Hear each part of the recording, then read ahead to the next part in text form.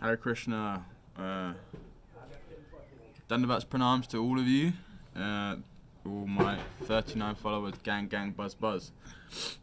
So today we are reading the Bhagavad-Gita, as it is written by His Divine Grace A.C. Bhaktivedanta Swami Prabhupada.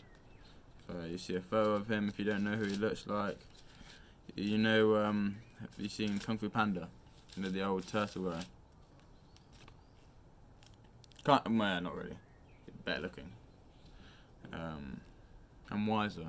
So, we're going to start from page 39 in the red Bibles, church Bibles. No, I'm joking, that's a joke to the churchgoers. Right. Chapter 1. Observing the armies on the battlefield of Kur, etc. So, I think I have dyslexia, so let's be kind. Let's be kind. I'm not going to read it in Sanskrit because I haven't learnt it. So I'll learn it soon. Translation.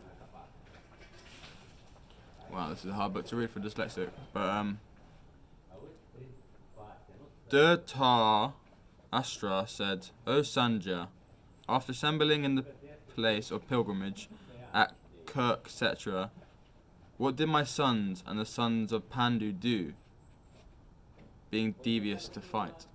So I'm not going to read the purport. I recommend you get it and read the purport. But that's the main knowledge. Like, you can get a lot out of it.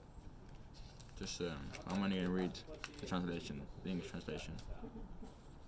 Sanjaya said, "O king, after looking over the army gathered by the sons of Pandu, King Duryodhana went to his teacher and began to speak the following words. O my teacher, behold the great army of the sons of Pandu, so expertly arranged by your intelligent disciple, the son of Drupada. Here in this army there are many heroic bowmen, equal in fighting to Bhima and Arjuna. There are also great fighters like Vyundahana and Vitrata and Drupada.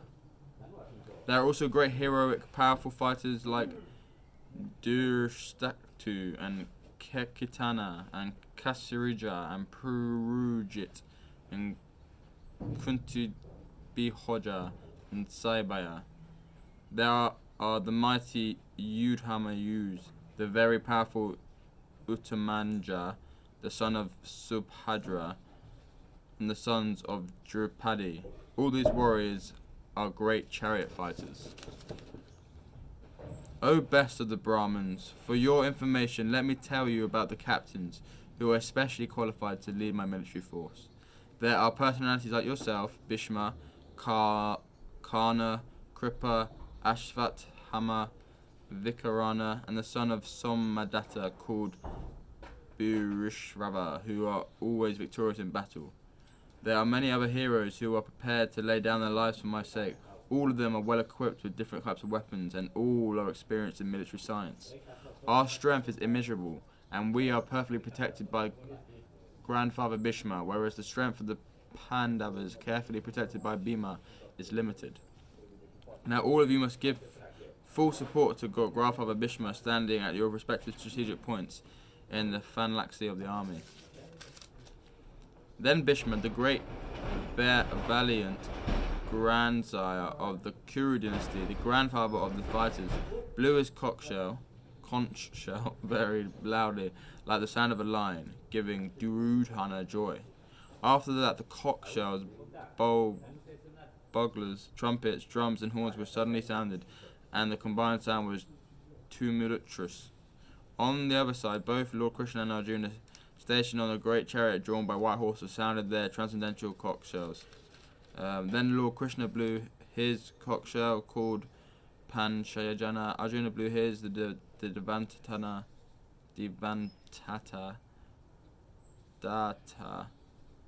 Bhima, the vicarious eater and performer of Herculean tasks, blew his terrific conch shell called Purduram. King Yudhishthira, the son of Kunti, blew his conch shell.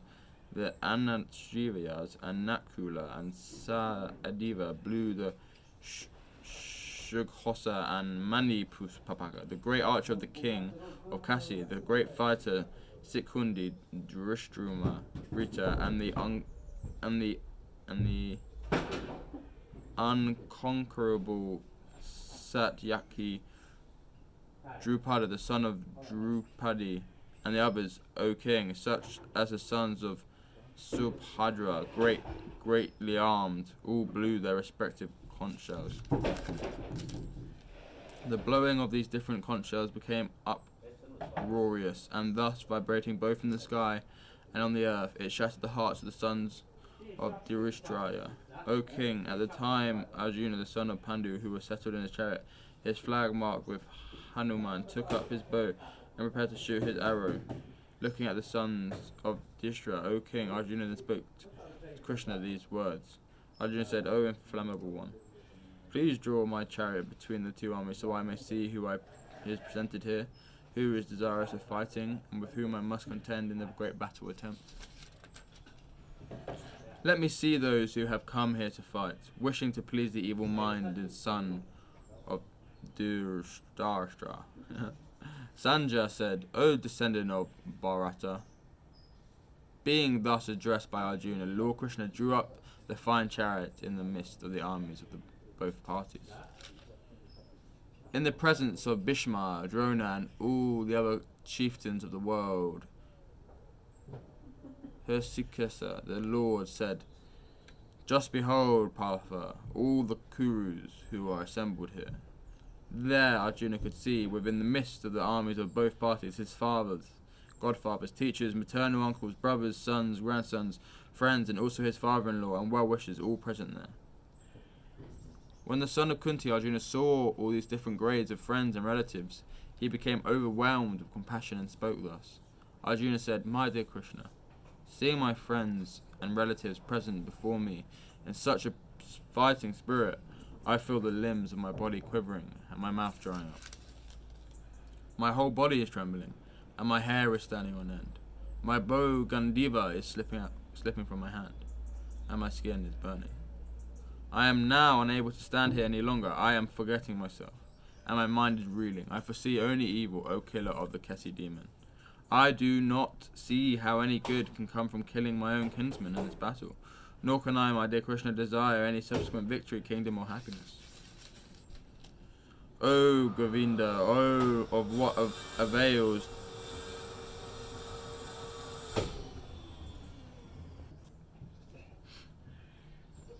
O Govinda, of what avail to us are kingdoms, happiness, or even life itself, when all those for whom we may desire them are now arrayed in this battlefield?